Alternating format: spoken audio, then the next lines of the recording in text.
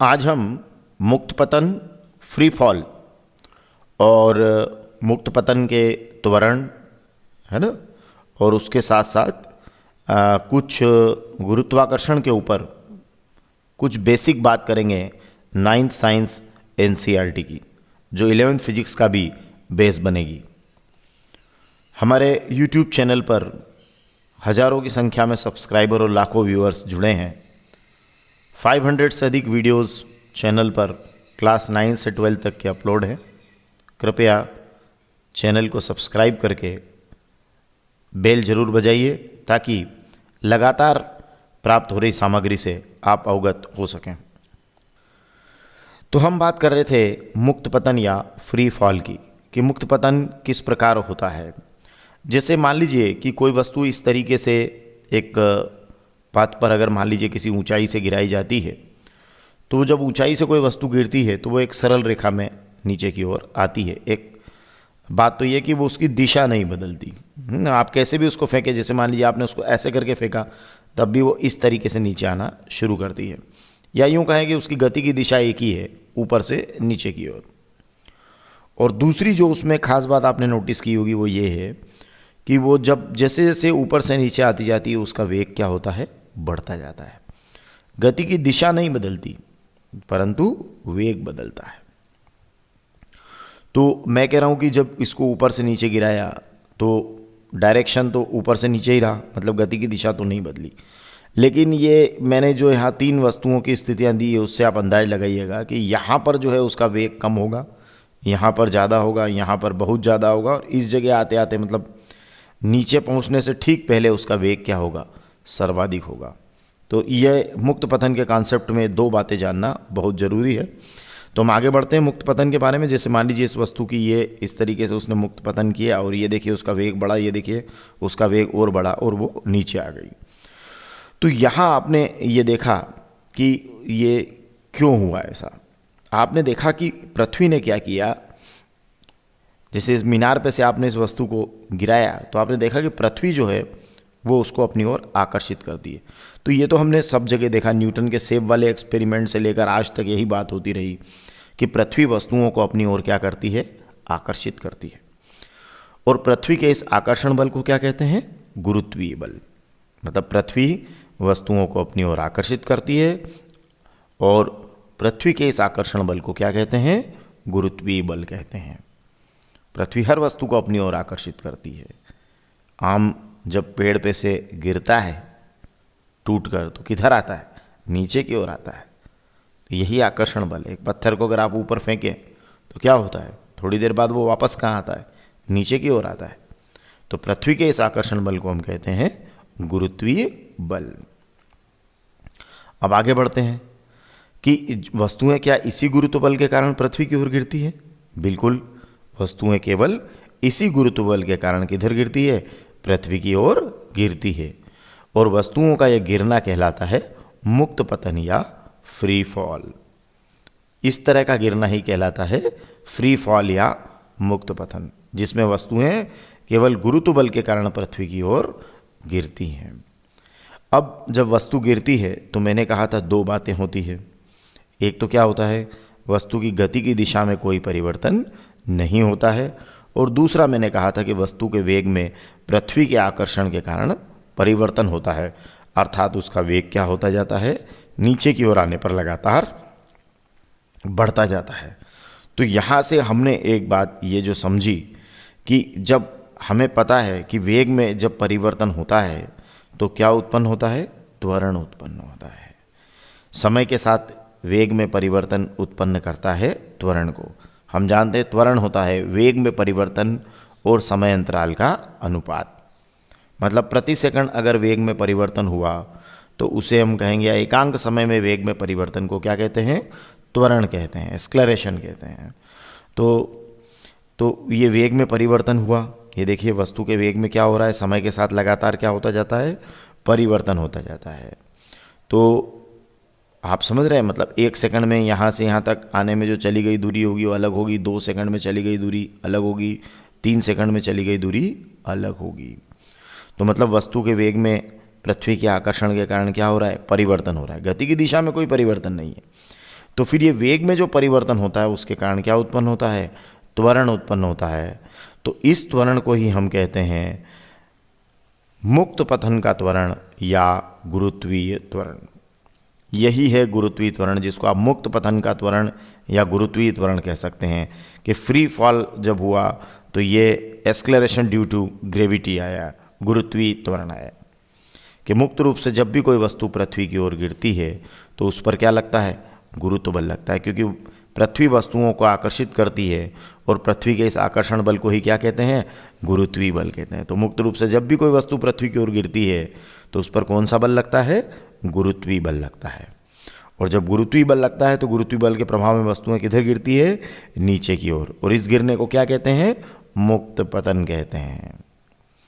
और जब वस्तु पर यह गुरुत्व बल लगता है या वस्तु नीचे की ओर गिरती है तो हमने देखा उसकी दिशा में कोई परिवर्तन नहीं होता, परंतु उसके पृथ्वी के आकर्षण के कारण उसके वेग में लगातार क्या होता है, परिवर्तन होता जाता है। और वेग में परिवर्तन के कारण उस पर एक त्वरण कार्य करने लगता है या त्वरण उत्पन्न हो जाता है, और इस त्वरण को ही क्या कहते हैं, गुरुत्वीय त्वरण कहते हैं। तो अब हम गुरुत्वीय त्वरण को तो समझ गए कि मुक्त रूप से जब भी कोई वस्तु पृथ्वी की ओर गिरती है उस पर गुरुत्व बल लगता है और उस पर त्वरण कार्य करता है। इस त्वरण को ही गुरुत्वीय त्वरण कहते हैं। अब जो गुरुत्वीय त्वरण है, जो जिसको हम एक्सलेरेशन ड्यू टू ग्रेविटी कहते हैं, उसका संकेत क्या है, स्मॉल जी है। उसका मात्रक मीटर प्रति सेकंड स्क्वायर है, क्योंकि ये भी त्वरण ही है ना। ध्यान रखिएगा, मात्रक में आप कैपिटल जी मत लिख दीजिएगा, स्मॉल जी ही लिखना है आपको। कैपिटल जी सार्वत्रिक गुरुत्वाकर्षण नियतांक को बोलते हैं। मात्रक जो त्वरण का होता है वही यहाँ लिखना है, मीटर पर सेकंड स्क्वायर। विमी सूत्र 9th के सिलेबस में नहीं है, परंतु फिर भी बच्चे अगर करना चाहे तो LT-2 है। और पृथ्वी की सतह के निकट इसका मान लगभग गुरुत्वीय त्वरण का होता है 9.8 मीटर पर सेकंड स्क्वायर। कई जगह इसको न्यूमेरिकल प्रॉब्लम्स में 10 मीटर पर सेकंड स्क्वायर भी लिखते हैं, परंतु याद रखिएगा कि ये जो स्मॉल जी है इसका मान भिन्न भिन्न जगह भिन्न भिन्न होता है। ऊंचाई और गहराई पर जाने पर घटता है, पृथ्वी के केंद्र पर इसका मान 0 होता है। इवन पृथ्वी पर भी कई जगह इसका मान, मतलब भिन्न भिन्न जगह पर इसका मान अलग अलग होता है। इस पर भी मैं अभी बात करूंगा। अब जब ये मुक्त पतन होता है, इस तरीके से वस्तु गिरती है तो वो त्वरण का अनुभव तो करती है, परंतु याद रखिएगा कि ये जो त्वरण है ये उस वस्तु के द्रव्यमान पर निर्भर नहीं करता है। इसलिए अगर आप एक हल्की वस्तु ऊपर से फेंकें, चाहे भारी वस्तु ऊपर से फेंकें, सभी वस्तुएं ऊंचाई से छोड़ने पर एक साथ ही पृथ्वी पर गिरेगी। इसे आप याद रखिएगा। मतलब एक हल्की वस्तु फेंकें चाहे भारी वस्तु फेंकें, हमें वायु के घर्षण को अभी नगण्य मानना है, ठीक है। और अगर हम एक हल्की वस्तु और एक भारी वस्तु को एक साथ ऊंचाई से छोड़ेंगे तो क्या होगा, वो पृथ्वी पर एक साथ गिरेगी।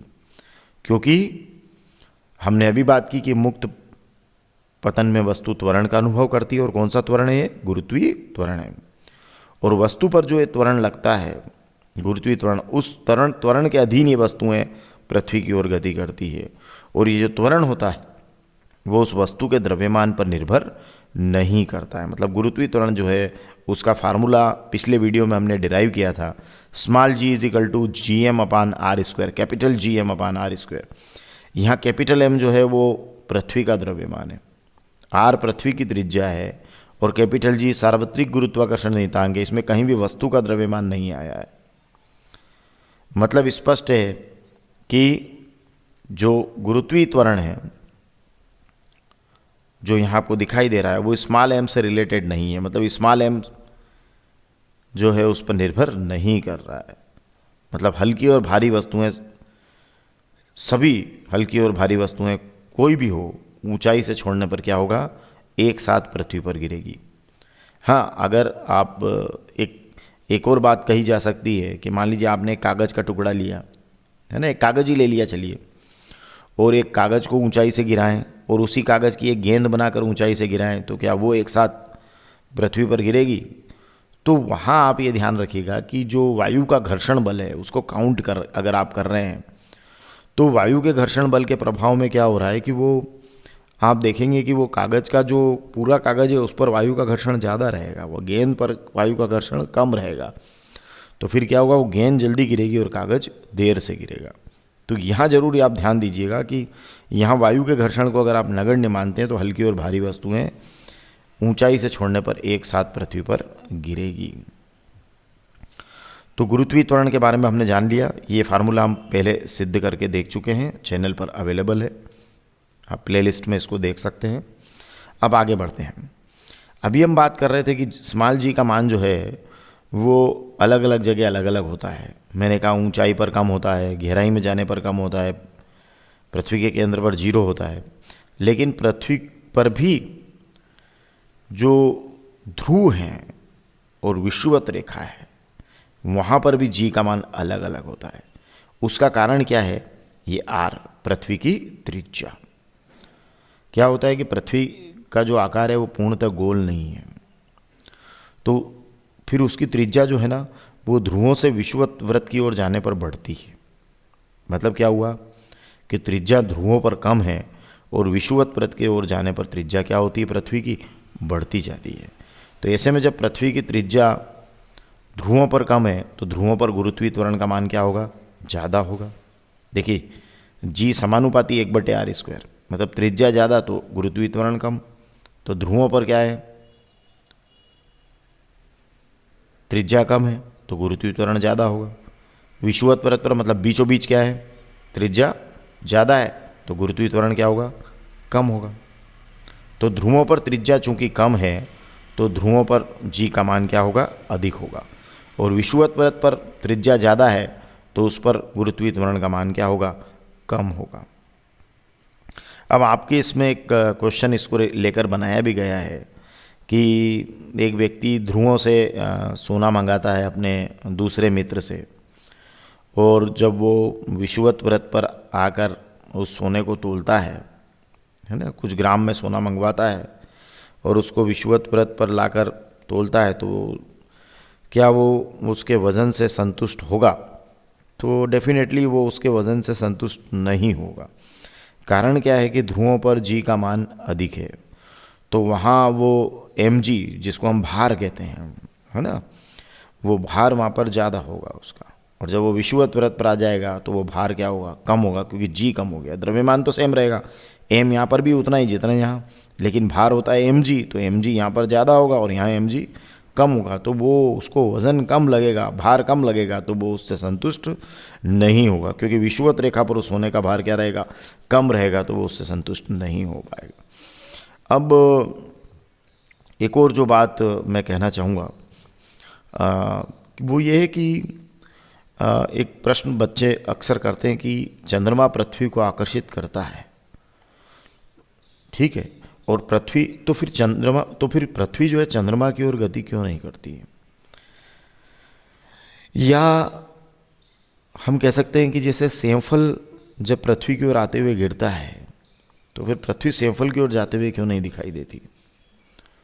क्योंकि न्यूटन का सार्वत्रिक गुरुत्वाकर्षण का नियम तो ये कहता है कि ब्रह्मांड में प्रत्येक पिंड दूसरे पिंड को अपनी ओर आकर्षित करता है, और ये आकर्षण बल उनके द्रव्यमानों के गुणनफल के अनुक्रमानुपाती और बीच की दूरी के वर्ग के व्युत्क्रमानुपाती होता है। ये हम पढ़ चुके हैं पिछले वीडियोस में। तो फिर ऐसे में जब ये आकर्षण बल दोनों तरफ से समान है तो बिल्कुल सही बात है, दोनों तरफ से आकर्षण बल समान है, इसमें कोई दिक्कत नहीं है। मतलब चंद्रमा पर पृथ्वी का आकर्षण बल या पृथ्वी पर चंद्रमा का आकर्षण बल बिल्कुल समान है, क्योंकि उनको दोनों को एक दूसरे को अपनी ओर आकर्षित करना है। लेकिन अब जब आप कह रहे हैं कि चंद्रमा पृथ्वी को आकर्षित करता है तो पृथ्वी चंद्रमा की ओर गिरती क्यों नहीं है या गति क्यों नहीं करती? तो उसका जवाब यह है कि जिस तरीके से हम देख रहे हैं कि न्यूटन का जो दूसरा नियम है F = ma, ये न्यूटन के दूसरे नियम का निष्कर्ष है, गणितीय रूप F = ma। चंद्रमा भी पृथ्वी को आकर्षित करता है, सही बात है, पर सेकंड लॉ देखिए कि किसी दिए हुए बल के लिए, अगर F कोई दिया हुआ बल है आपको उस समय, तो किसी भी दिए हुए बल के लिए, जो दिया हुआ बल है मतलब उस समय कांस्टेंट एक फोर्स है कहीं लग रहा है, तो किसी भी दिए हुए बल के लिए ए में जब कांस्टेंट होता है तो ए समानुपाती हो जाता है 1/m। मतलब उस समय क्या होता है कि किसी भी दिए हुए बल के लिए जो त्वरण है वो द्रव्यमान के व्युत्क्रमानुपाती होता है। ठीक है। अब चंद्रमा का द्रव्यमान तो पृथ्वी से बहुत कम है ना। चंद्रमा का द्रव्यमान क्या है, पृथ्वी से बहुत कम है। और त्वरण किसके अनुक्रमानुपाती है, त्वरण किसके व्युत्क्रमानुपाती है, द्रव्यमान के। मतलब ए अनुक्रमानुपाती 1/m या ए व्युत्क्रमानुपाती m बोल सकते हैं। मतलब m ज़्यादा तो a कम और m कम तो a ज़्यादा। a त्वरण है, m द्रव्यमान है। चंद्रमा का द्रव्यमान क्या है, पृथ्वी की तुलना में बहुत कम है, तो त्वरण क्या हो रहा है, यहाँ क्या हो रहा है, त्वरण बहुत ज़्यादा होगा। तो हम पृथ्वी को चंद्रमा की ओर गति करते हुए नहीं देख पाएंगे। तो ये महत्वपूर्ण बात है, इसके कारण आप वो गति को नहीं देख पाते हैं या पृथ्वी को सेंफल की ओर गति करते हुए आप नहीं देख पाते हैं। धन्यवाद।